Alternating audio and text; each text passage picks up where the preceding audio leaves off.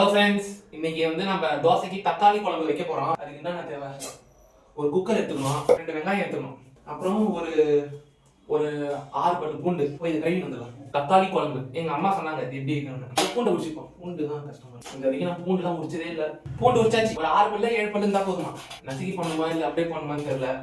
நம்ம அப்படியே குக்கர்ல போட்டுருவோம். தக்காளி குழம்புக்கு தக்காளி ரொம்ப முக்கியம். ஒரு ஆளுக்கு தான் செய்யறேன், எனக்கு மட்டும்தான். தக்காளி போட்டாச்சு. 3 தக்காளி, 2 லைட்டா ஒன்று அழுகி போச்சு.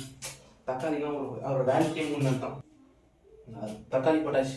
3 தக்காளி எடுத்துக்கலாம். அடுத்தது 2 வெங்காயம். இன்னும் வெங்காயம் கருப்பா இருக்குது. இது போடலாமா போடக்கூடாதா? தக்காளி குழம்புக்கு வெங்காயம் போடுவாங்களான்னு தெரியல. நான் எதுவும் போடுறேன். ஏன் கருப்பா இருக்குன்னு தெரியல. நாளைக்கு ஒரு அக்கா அவங்களே குழம்பு வச்சுட்டு வர சொன்னாங்க கம்பெனிக்கு. எனக்கு நீட்டு வாட்டர் இருக்கும். எப்படி அறிக்கணும் தெரியல. சும்மாவே போட வேண்டியது. ஒரு வெஜிடபிள் சாப் இருக்குது வீட்டுல. எங்க அம்மா வைத்து நான் சொல்லிக்கிறேன். ஐயோ கண்ணுலாம் எரிக்கிற. யூடியூப்ல இப்படிதான் கட் பண்றாங்க. பிரியாணி செய்யறவங்க ஏதோ ஸ்பீடா டக்கு டக்கு டக்கு டக்கு டக்கு டக்குன்னு வெட்டுறாங்க. நம்ம வர மாட்டேங்குது. கண்ணை மூடிக்கினேன். எப்படின்னா அரிசி தள்ளுறோம்.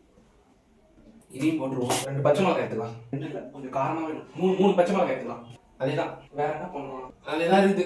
இது மிளகாத்தூள் பண்ணணும். மிளகாத்தூள் ஒரு 2 ஸ்பூன் போட்டுக்கலாம். எப்ப அதிகமா போட்டு என்ன புடுங்கிட்டுனா தனியாவே போட்டுப்போம். எடுத்து ரெடி ஆயிடுச்சு. உப்பு எவ்வளவு போடணும்னு தெரியலையே. இவ்வளவு தூரம் போட்டுப்போமா? கரெக்டா எவ்வளவு தண்ணி ஒரு 2 கிளாஸ் ஊற்றுவோம். உப்பு போட்டாச்சு. குக்கரை போட்டு மூடிட வேண்டியது. இப்படிதான் இருக்கு. அது எப்படி வரப்போகுதுன்னு தெரியல. மஞ்சத்தூள் பண்ண மறந்துட்டேன். இவ்வளவு போதுமா? போதும். சரி, வெங்காயம் அரிஞ்சு கண்ணெல்லாம் எரியுது. இந்த குக்கர் தானா விசில் வரவே வராது. நான் தான் தூக்கி விட்டாதான். எங்க அம்மா ஒரு 5 நிமிஷத்துக்கு ஒரு 10 நிமிஷத்துக்கு ஒரு வாட்டி தூக்கி விட சொல்லிருக்காங்க. ஒரு 3 விசில் வரணுமா? வீட்டுல போன் பண்ணி கேட்டேன்.